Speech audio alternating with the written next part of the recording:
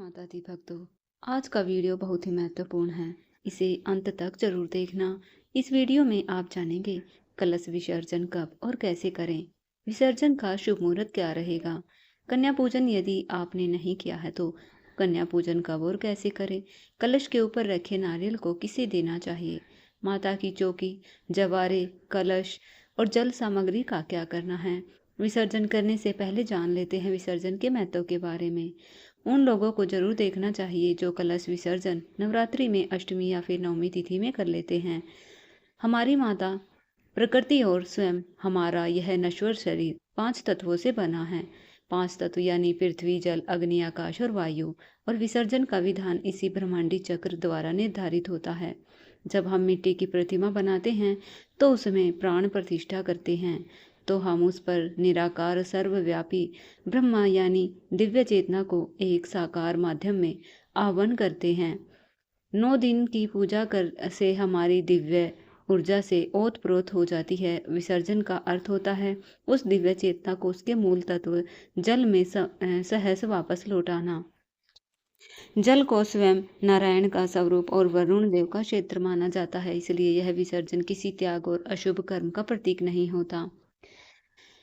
यह क्रिया अपने आप में किसी भी वार या दिन के निषेध से ऊपर है, क्योंकि विसर्जन करते समय अक्सर लोग दिन का भी विचार करते हैं कि आज गुरुवार का दिन है, विसर्जन नहीं किया जाएगा, आज सोमवार का दिन है, आज रविवार का दिन है। यह वीडियो उन लोगों के लिए बहुत महत्वपूर्ण है जो वारों का विचार करते हैं। हमारे पुराण में कभी भी ऐसा स्पष्ट निर्देश नहीं दिया गया कि गुरुवार को विसर्जन ना किया जाए। हमारे शास्त्र वार पर नहीं, दिन पर भी नहीं, बल्कि तिथि पर केंद्रित है। दशमी तिथि ही विसर्जन का काल माना गया है। शिव पुराण में स्पष्ट वर्णन है कि देवी दुर्गा ने दशमी तिथि को ही महिषासुर का वध किया था। इसी दिन वह कैलाश पर्वत पर अपने लोक को वापस लौट आई। लेकिन विसर्जन के लिए सबसे सही तिथि माना गया है दशमी तिथि। कालिका पुराण में नवरात्रि के समापन के लिए एक समय स्पष्ट निर्धारित किया गया है। दशमी तिथि के अपहरण काल यानी कि दोपहर के बाद और प्रदोष काल से पहले देवी का विसर्जन कर देना चाहिए। कलश विसर्जन भी समय पर कर देना चाहिए। धार्मिक ग्रंथ निर्णय सिंधु में भी इस बात का वर्णन है। दशमी तिथि के दिन विशेषकर अपहरण काल में विसर्जन करना चाहिए। अक्सर लोग कलश विसर्जन जिनके यहाँ अष्टमी को कन्या पूजन होता है वह अष्टमी तिथि को कन्या पूजन करने के बाद कर लेते हैं, तो कुछ लोग नवमी तिथि को भी कलश विसर्जन कर लेते हैं। तो यदि इस समय का पालन करते पहले से करते आ रहे हैं, अगर हो सके तो इस नियम में आप थोड़ा बदल लीजिए। दशमी तिथि को ही कलश विसर्जन या दुर्गा विसर्जन करना शुरू कर दीजिए। अगर आप ऐसा नहीं करना चाह रहे तो आपको कोई परेशानी या कोई समस्या, तो आप फिर नवमी तिथि को विसर्जन कर सकते हैं। आइए जान लेते हैं विसर्जन की संपूर्ण विधि के बारे में। विसर्जन करते समय भद्रा काल या राहु काल का समय ना हो, इस बात का भी विशेष ध्यान रखना है। इस बार चैत्र नवरात्रि 19 मार्च गुरुवार से शुरू हुई है और नवरात्रि की अष्टमी और नवमी तिथि 26 मार्च गुरुवार को पड़ रही है। वही 27 मार्च शुक्रवार को दशमी तिथि भी है।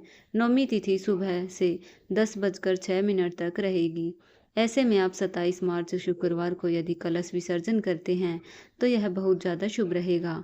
हम आपको दोनों ही दिन का राहु काल का समय बता देते हैं, ताकि आज आप भी विसर्जन करें तो राहु काल के समय आप ध्यान रखें। 26 मार्च गुरुवार को राहु काल दोपहर 1:30 से 3 बजे तक रहेगा।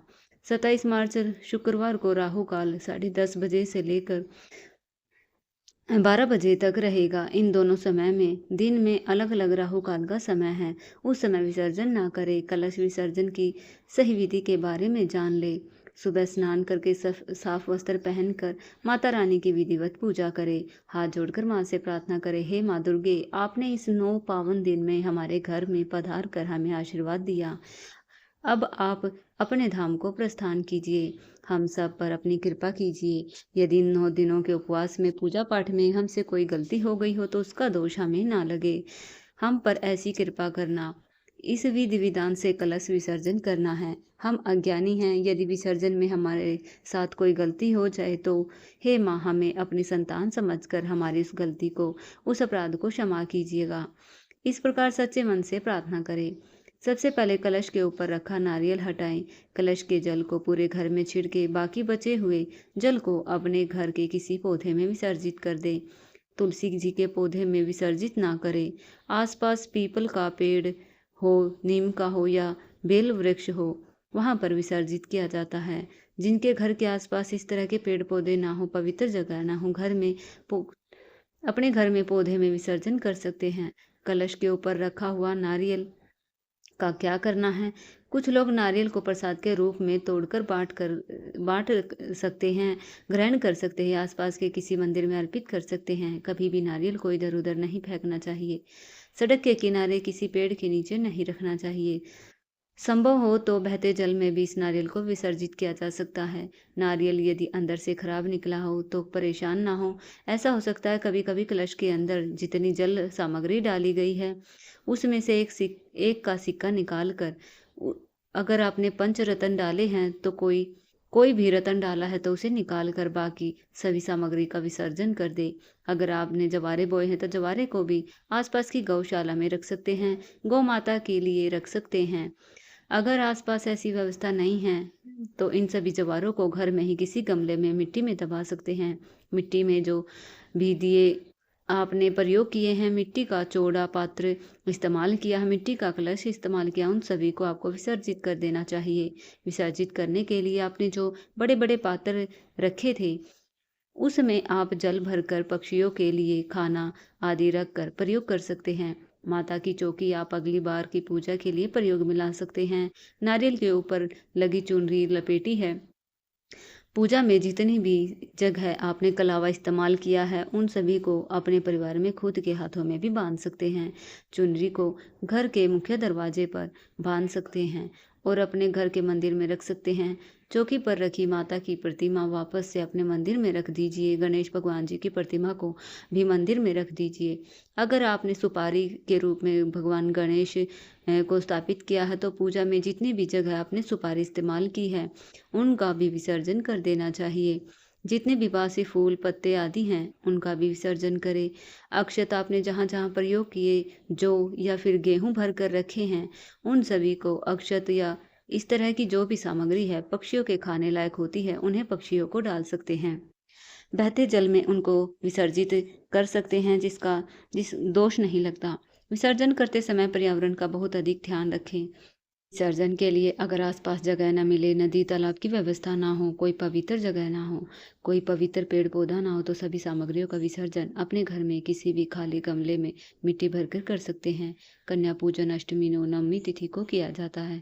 तो कन्या पूजन करते समय ध्यान रखें कन्याओं को सबसे पहले प्रसाद दे, पहले उनका तिलक आदि करके पूजन करे, कलावा बांधे, सबको टीका लगाए, फिर प्रसाद में हलवा पूरी चने दे। इसके बाद ही उन्हें सात्विक भोजन कराएं और विदा करने से पहले कन्याओं के साथ एक बटुक भैरव का भी पूजन करके उन सभी को भेंट स्वरूप दक्षिणा दे और उनके काम में आने वाली वस्तुओं को उन्हें भेंट जरूर करें। कन्या पूजन से करने से यदि माँ दुर्गा की पूजा में कोई कमी रह गई है तो वह भी पूर्ण हो जाती है। इसलिए कन्या पूजन में अपने सामर्थ्य अनुसार आपको पूजन करना चाहिए। जाने से पहले कन्याओं के हाथ में एक एक फल जरूर रखें। उन्हें खाली हाथ कभी विदा ना करें। यदि आपने माता की श्रृंगार सामग्री अर्पित की है तो उसकी सामग्री किसी निर्धन सुहागिन महिला को दे सकते हैं। खुद भी आशीर्वाद रूप में सुहाग की किसी सामग्री को प्रयोग कर सकते हैं। कुंवारी कन्याएं भी चूड़ी बिंदी आदि मेहंदी काजल अपने लिए आशीर्वाद में रखकर बाकी सामग्री को भेंट स्वरूप दे सकती हैं।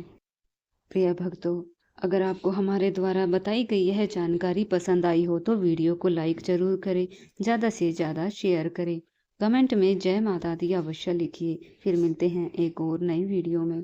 धन्यवाद।